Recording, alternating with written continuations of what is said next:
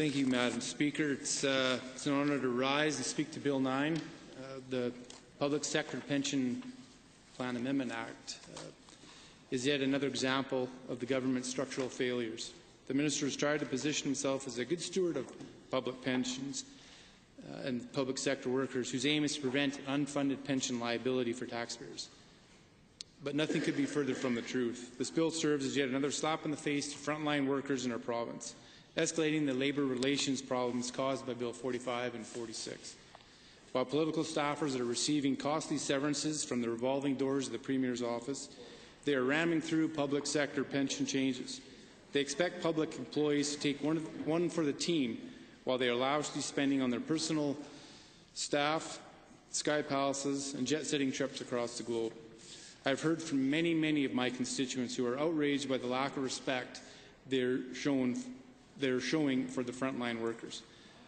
While they claim to be defending the public pension plan and the promises that they have made, it is clear that they are using this as a means to undercut public servants and blame them for their own government's lack of foresight. Madam Speaker, there seems to be a lot of doublespeak around this issue. The minister on one hand saying that there is not a serious crisis, and on the other, he's claiming that the unions are undermining the seriousness.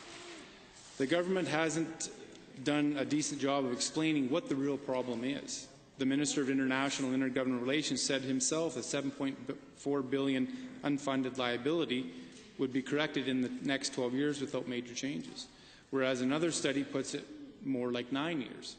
So why are they putting 300,000 workers' benefits at risk when this government isn't clear on their own numbers?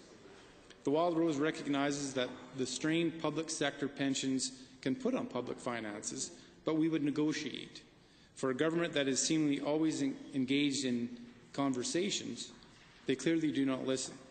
Legislating wages and silencing those decent bills 45 and 46 have made that loud and clear. Even if some changes are needed, we believe that any such changes need to be negotiated openly and respectfully with the union leadership. Furthermore, I believe that any changes need to apply to new hires only going forward. The government has promised that current retired pensioners are safe. However, only time will tell, and actions speak louder than words. I have spoken with many constituents on this issue, and they are worried. They are worried about the power the minister will retain through regulating caps. They're worried that the rules will be in a defined contribution regime, and they cannot trust this government. I will not be supporting Bill 9, and I hope others do the same. Thank you.